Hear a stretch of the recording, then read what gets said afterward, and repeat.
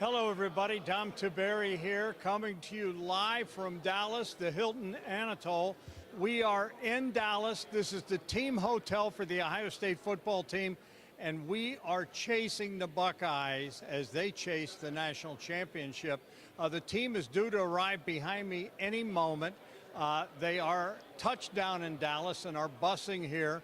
And there's a lot of excitement here. We've seen some fans. The media's here. We'll get a chance to talk to a couple of the players. Now, if you're just joining us, we were told earlier it was going to be a later arrival, but the Buckeyes getting into town earlier. Miami had difficulties getting in. As a matter of fact, they were 2 hours late.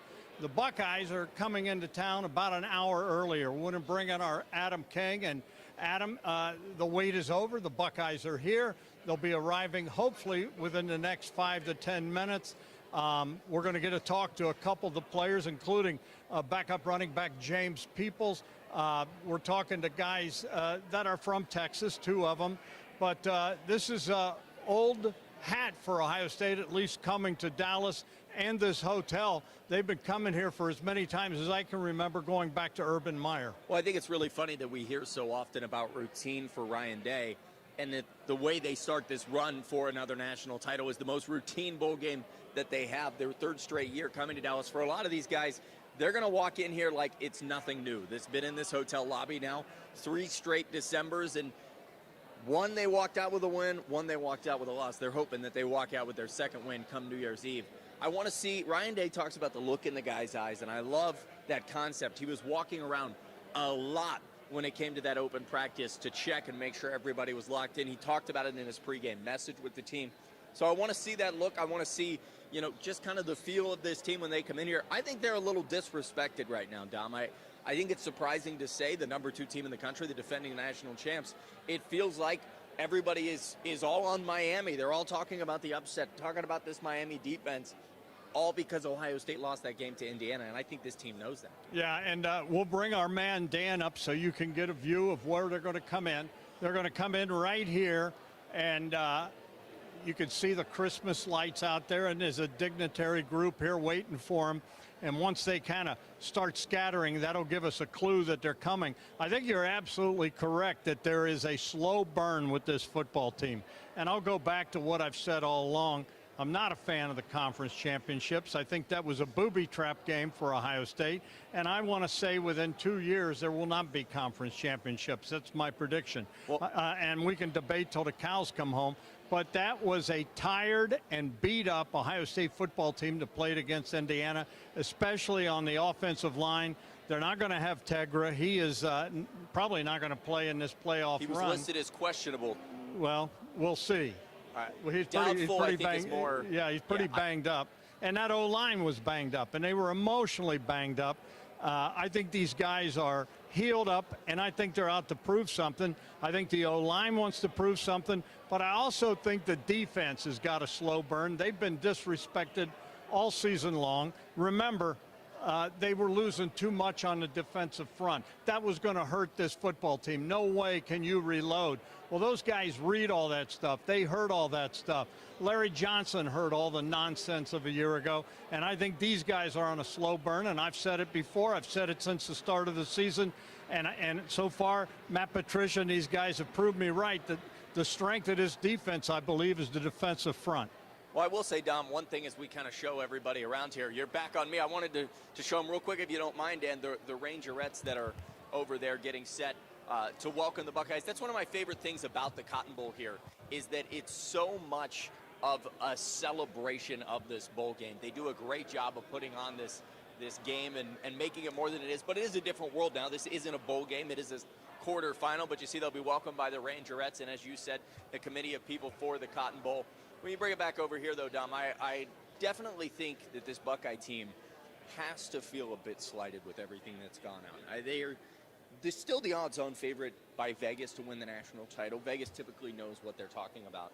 But it seems like on a national landscape, everybody wants to talk about Oregon. And I understand Oregon's getting healthy. They're getting fast. And when they look like that, they're a pretty good team.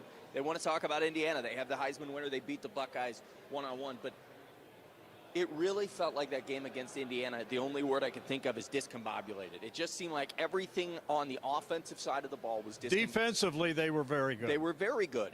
I mean, they gave up 13 points. If my thought process in this playoff run is if Ohio State can hold every team under 23 points, they will win the national title. Let me ask you a question, and I'm going back to the Michigan game. That was the best game the offensive line played, in my opinion. Yes. And anyone that played the game of football, Ohio State had to play Indiana in the Big Ten title game, but no one in America played the game Ohio State had to play the week before. As a matter of fact, Indiana, in my opinion, basically had 2 byes. They had a bye and what? And then they played Purdue. Ohio State the had disrespect to the Boilermakers. I'm just saying, Ohio State did not play Purdue. Can we agree on that the week before? And I go back to what Coach Hayes used to say. I go back to what all the former players would tell me, Arch Griffin included. Thank God we didn't have a game for a month because we couldn't get out of bed the next day after the Michigan game. You were there. I watched it. It was a heavyweight championship fight, and the Buckeyes dominated that game. We can agree on that, right? We can 100% agree, and I think that game was the statement that every Buckeye fan, every Buckeye player, and coach wanted to make. It's really hard to turn around. Even talking to those guys. Letdowns. You ever heard of letdown? That happens. Emotional letdown. Walking out of the locker room, it felt crazy. You're talking to these guys about the biggest win in the program in the last 4 years, aside from a national championship. And then you have to ask, oh, now you get to play the number 2 team. It was a weird scenario. I think the Buckeyes, the Brian Hartline thing, we can all agree, has been the centerpiece of what has distractions. Just to convince 5-star players to still yeah. come. Let me ask you a question. Okay. How many undefeated Super Bowl teams have there been? 1. 14-0 Miami Dolphins, 1972. Yeah. How many times do you how many times do you celebrate winning a conference title in the NFL? Nobody hangs AFC North banners. What are we talking about? I mean, this is a different world, and so that's why I think it's going around. But I think you're absolutely right. The disrespect that I think is out there for Ohio State. Remember the supposed experts now saying, well, who does Ohio State really play? Right. Who have they beaten? Are they tough enough? Wait a minute. The same people that are saying that now are the same people that had Texas and Arch Manning winning everything. They're the same people that had, Penn State, number 2 in the country. Remember that? Ahead of Ohio State. The same people that said, Ryan Day will find a way to lose to Michigan. What are we supposed to listen to them then or now? I think you're exactly right. That's the big question mark with Ohio State and with this team is how much do they let that fuel them? Ryan is very open about the fact that they don't listen to the outside noise. They certainly didn't listen to it when they were doing well, but have they used that a little bit? Because this team hasn't been disrespected in a long time.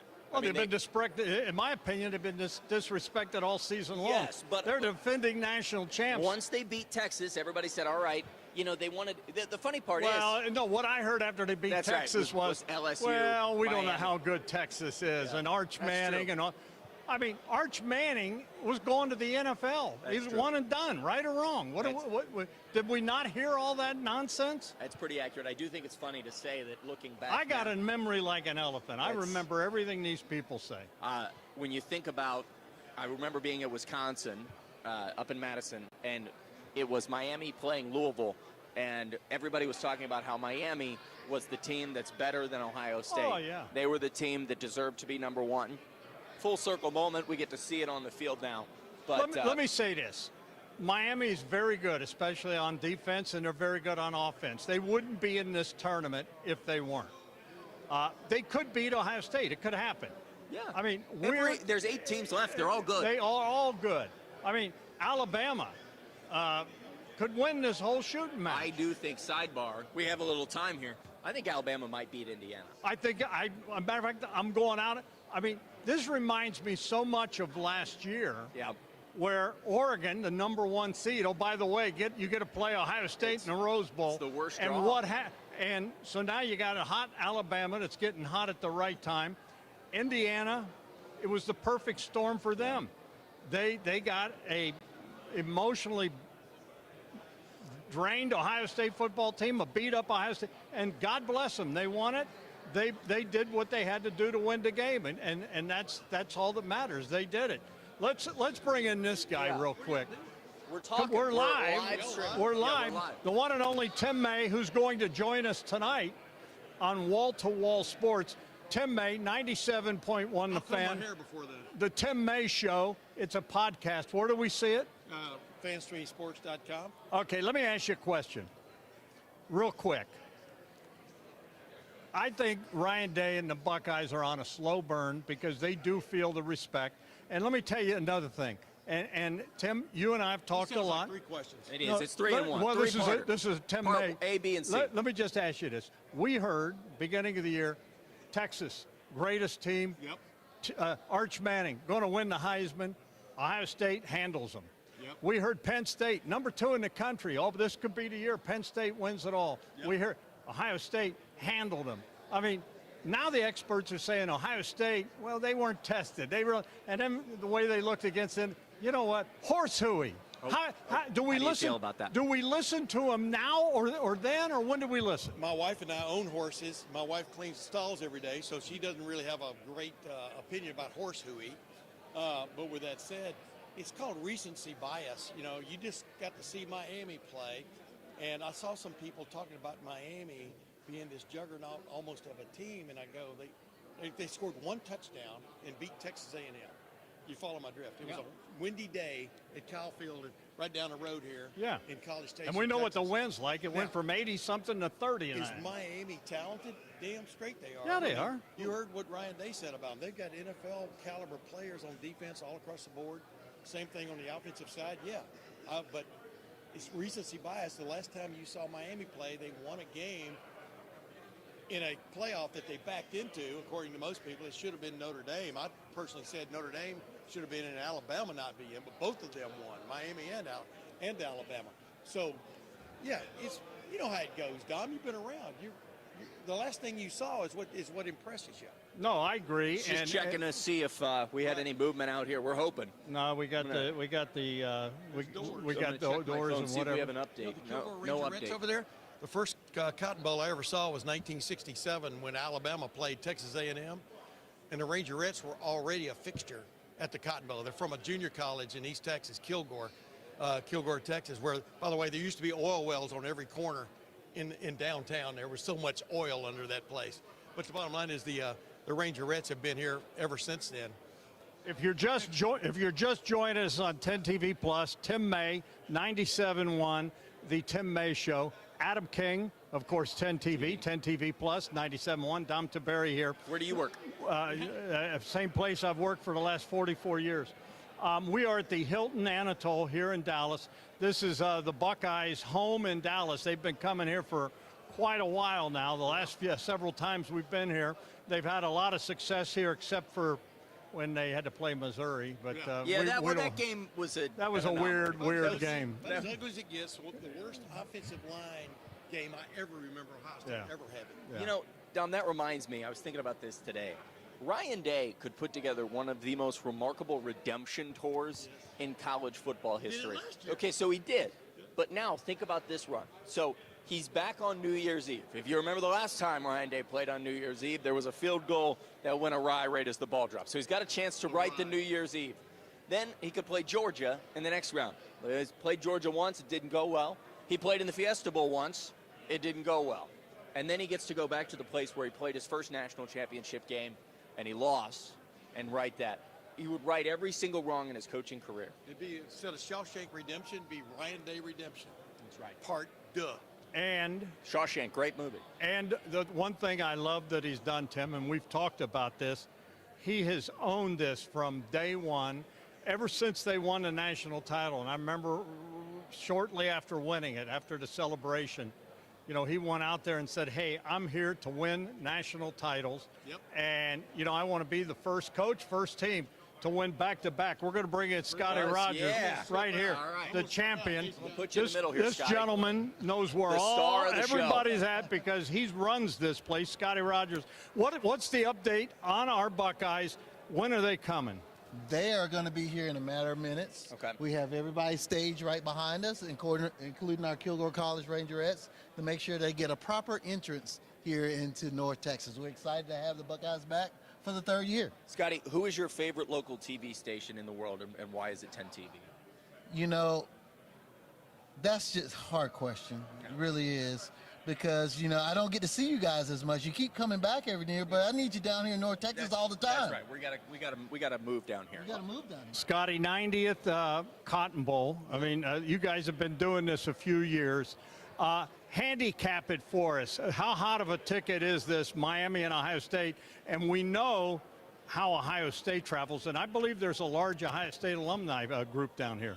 From what we know, and I think what's been happening in the last couple of years is that more Ohio State fans have come and enjoyed, and they've gone back and tell their friends, and more keep coming and more keep coming. You know, Ohio State and Miami have a little bit of a history that's in this game, so and in their rivalry. So I think some people are excited about that being renewed in this game, and this game is, you know, we're part of a tournament. We're a part of a national championship. So this game has all the implications for something bigger than even our bowl game was by itself for so many years. So we're excited about that. That's what's going to make this matchup electric on New Year's Eve. Scotty, it's interesting. You talk about being a bowl game versus a tournament. How is that different for you guys getting set? I mean, when you have a team come down here, as the Ohio State did against Missouri, and they're here just to play in the Cotton Bowl versus when they're here to play in a quarterfinal or semifinal, how is that preparation for you guys different? You know, we had to think about, this is a business trip, and we understand that a little bit more for the teams. They're trying to win a national championship. We were a semifinal earlier this year, and now we're hosting a quarterfinal for the first time. It's really important for us to understand that, but also try to weave in the things that make us who we are and give them that North Texas, that old Texas hospitality that we want to give. And so there's a balance, and we're learning. Again, we're hosting a quarterfinal for the first time. We've been a semifinal last year or earlier this year was very unique because our game was late in January, the latest it's ever been. So we had to learn all the nuances of what that new schedule looks like and figure out how we could bring some of the things that we want to do, but understand that we can't do everything because the time is so short. Scotty, for the Buckeye fans back at home watching us now live, and across the country, because we're streaming this live all across the United States, all across the world we are. The universe, really. The universe. We're going wherever, you know. I love that. Let me ask you this. Completely sold out. If someone wants tickets, is there any out there for, because people, I've had several people reach out to me on social media, how can I get a ticket? Well, we've been sold out, technically sold out, before the games were even announced. So we didn't have any tickets available through our ticket office before we even knew what teams were coming to our game. So that's one. Now, if you're really looking for tickets, you need to go to SeatGeek, which is our official ticket provider, and see what's out there on the secondary market. You know, there's always tickets out there through that way, but please tell your people to make sure they go through SeatGeek because they are our official ticket provider, so they can make sure if they are getting tickets, they're getting tickets from a legitimate source. Yeah, we don't want it. Get scammed. So for you folks out there, once again, it's SeatGeek. Yeah, SeatGeek. And don't mess around because you want to make sure you're not getting, because it happens. It happens. Look, you know, everybody's trying to do what they want to do, and some people get very entrepreneurial in what they're doing when it comes to things like this. So that's why that's a kind word. I am on TV around the universe, so I need to be careful. But we really want to make sure if you are looking for tickets right now, there are definitely some out there, but going through SeatGeek and going through that link that you'll see on our sites and we post out on the social media, that's going to be the official place to find something and find the right good ticket so that you can come enjoy it. Hey, come bring in the new year with us. We're New Year's Eve. It's going to be a great time, so we're excited for it. Last thing before we let you go, just give us the rundown of what's going to happen the rest of the week.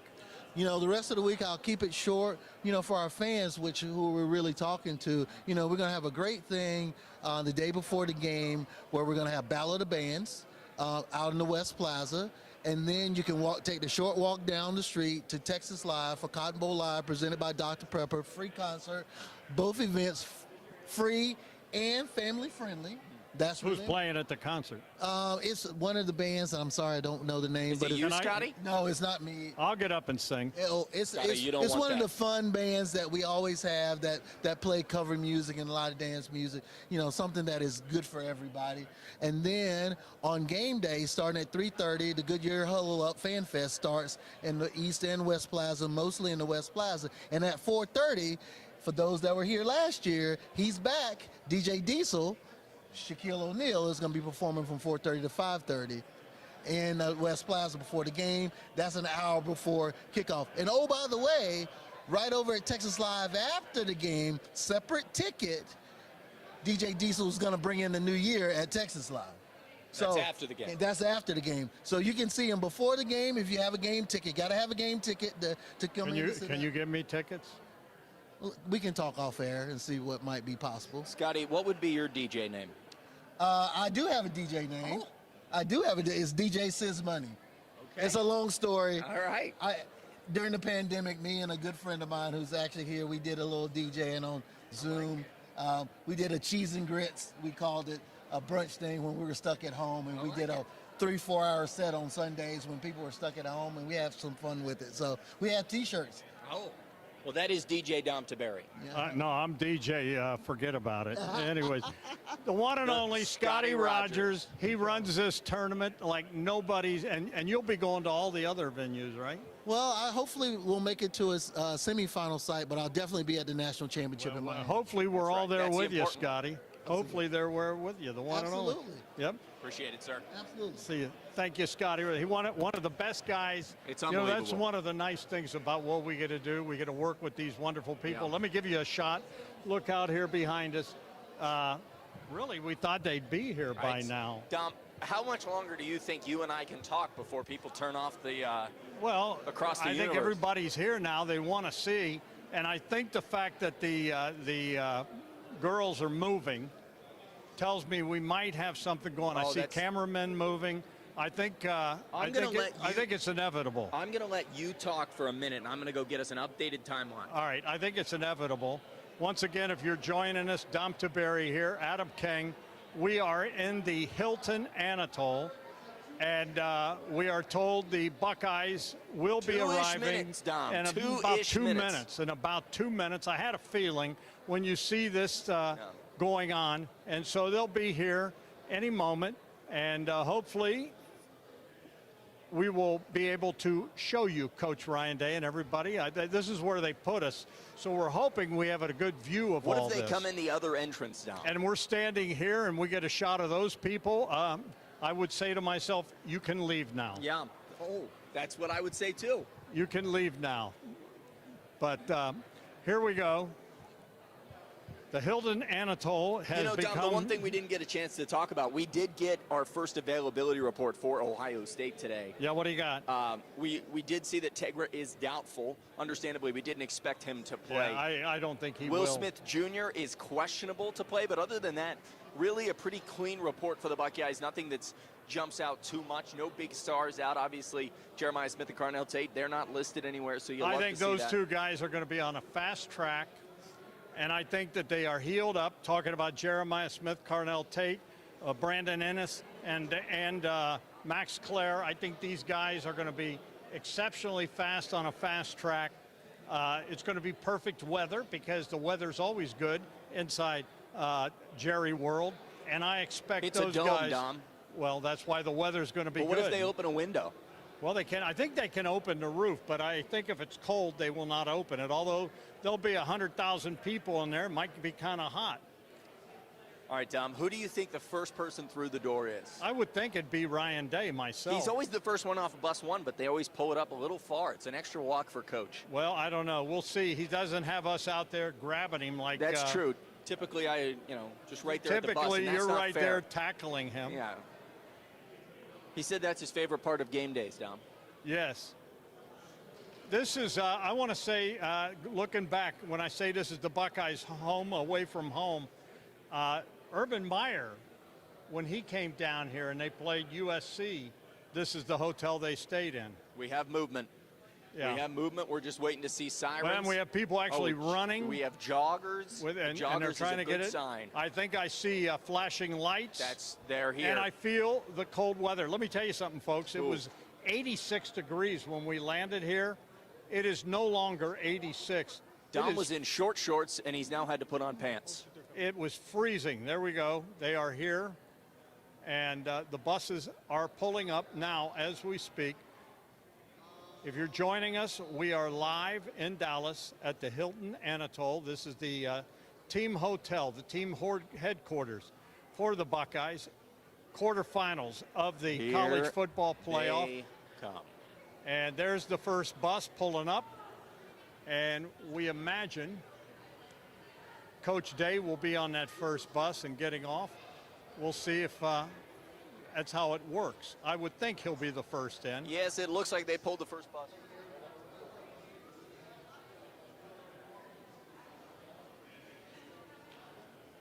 All right. There's the second bus. The buses are pulling up.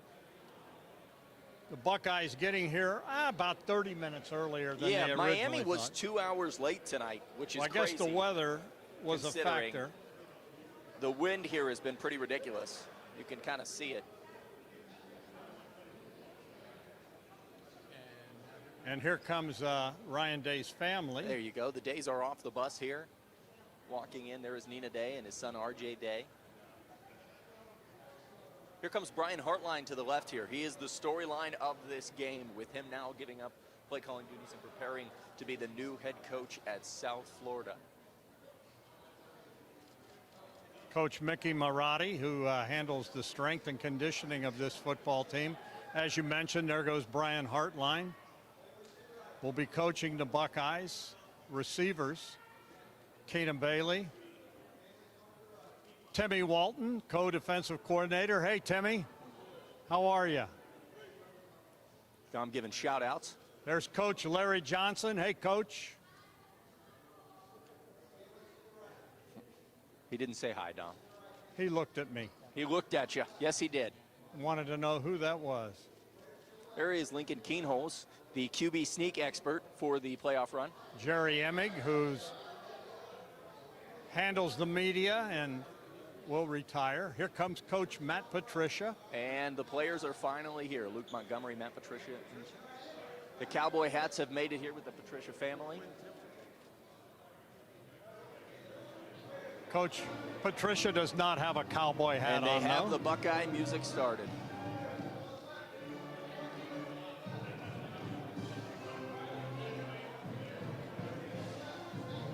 There is head coach Ryan Day on the right side here, just walking in.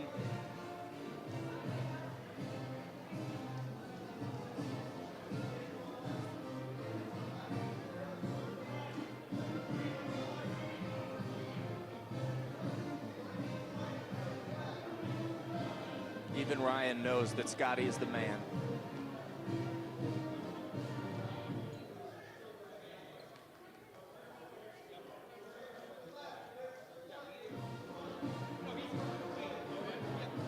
It's James Peoples. We're going to get to hear from him in just a few minutes.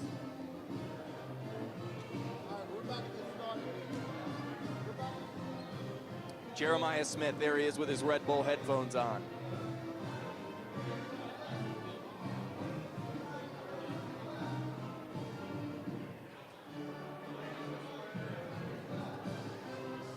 All right, we're going to try to head over and bring you that news conference. Looks like all the players are in. All right, we're going to head over here now.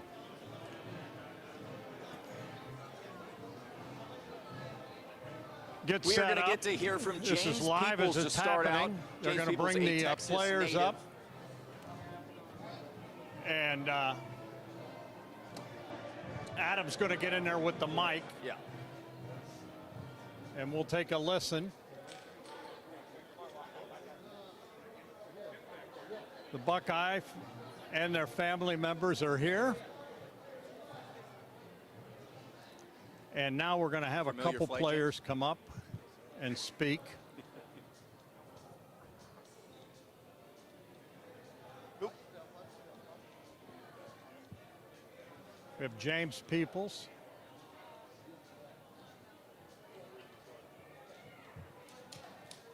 Peyton Pierce, linebacker. We're just awaiting James Peoples to take the podium here.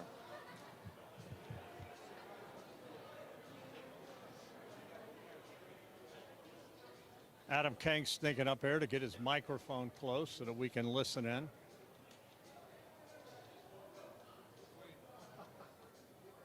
And here we go. We'll take a listen now.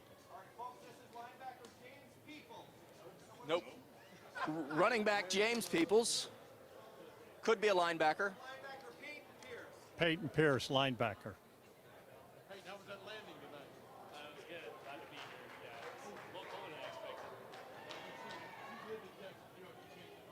No, I know. I was here like a couple days ago for Christmas, and it was like 70 degrees. So and now it's like 40 something. What's the excitement level for a guy like you coming back here? You've been here before, obviously, meeting these guys and stuff, but to be here again with such a game. Yeah, I'm super excited. You know, you grow up watching Cotton Bowl and all these games, and players from Texas playing this game, so it means a lot. And coming back and doing it again is a dream come true. You guys have played here now for the third straight year. How does that routine help you guys as you get set for this game? Yeah, I mean, we know how to handle it. We've played here before, and our coaches and staff do a great job of getting us prepared, and we come in and do our job and head out. What's the mood of this team as you arrive here for this game? I think everyone's just hungry, ready to go back out there and go play. I mean, everyone's excited, having physical practices and stuff. We're just ready to go put it out on the field. Is there a different mood in the defense, especially coming off the first loss? They only scored 13 points, but you know they had a drive and stuff. How would you describe the rededication of the defense heading into these games? Yeah, no doubt. I think we got a couple weeks to just work on ourselves and just keep getting better. You know, when we didn't have an opponent, and so I think those past couple weeks have been great, just getting better and stuff, and just staying physical and practicing hard, and we're ready to go out there and play. What impresses you most about the way the offense? I mean, everything. They got a good run game. Quarterback's great. They did a great job against A&M. So we're just, you know, focused on us, trying to get better and, you know, go out there and stop them. When I say Malachi Tony, what's your take on him? Fast. Yeah, he's good. He's real good. Good, fast, athletic player. Can make plays all over the field. Wildcat, everything. So yeah, we're ready to go play against him. It'll be fun. What do you think this team as a whole rededicated itself to? Also, in these last several weeks, in terms of, like Ryan Day said, the small things, the little things, maybe you let slide as the season goes on. How would you describe it? Really put a pitch up. Yeah, no doubt. I mean, we got to, you know, tone in all our fundamentals and stuff like that because, you know, we got to look back at, you know, self-scout ourselves for the last couple of weeks, and it was good. You know, we got to get better at a lot of different things, and I think we're just focused on playing a fast, physical game. When you look at the running back for Miami, how do you get ready to try to defend against him after he had that great game against Texas A&M? You know, he's a big physical player, and so we got some big physical running backs at Ohio State. So you know, we're just practicing physical, hitting each other, and it's gonna be fun. You know, as a linebacker, you love playing against big running backs that like to be physical. So it'll be a fun game. That's one. Hayden McDonald in that. They're already talking about him over in Miami about how impressive he is on video, et cetera, and stuff. What does he make, or what's he bring to the table in a game like this? He makes linebacker pretty easy. You know, being behind him, he just knocks it back, and I'm excited to watch him play. He'll have a great game this week. Thank you. Thanks. All right, we're now going to hear from running back James Peoples.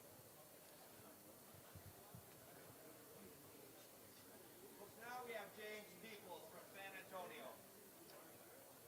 Back in your home state. Yeah. How does it feel to be here and get ready for a big game as well? Feels great being back here in Texas. You know, we're going to have a lot of family here. You know, back familiar ground. So feeling good about the combo and what we're going to do. Feels like there's been a little bit of disrespect towards the Buckeyes since that loss in Indiana. Do you guys see that? And is it nice to have a chip on your shoulder after being number one for so long? Absolutely. I think a chip just increases your play. You got something to prove. So I definitely feel like we're coming out here with something to prove. But of course, not being too wrapped up in the media. You know, we care about what's going on in the facility and the things that we have to do and execute on. So, yeah. Ask Peyton what the defense rededicated itself to over the last several weeks. What do you think was missing, James, against Indiana and stuff offensively that could help you this things you found over the last 3 weeks? Things we found, I mean, yeah, you know, over these 3 weeks, we really just kind of took a deep dive and a look at, you know, the areas we needed to improve in. But I think as a team, everyone can improve in anything. So I think offense, we just got to be better on executing. I think it came down to a few key plays, and we just got to execute. And guys got to do their job. And, of course, that's what we've been working on for these 3 weeks. So looking forward to putting that on display here soon. This Miami defensive line is Yeah. solid. How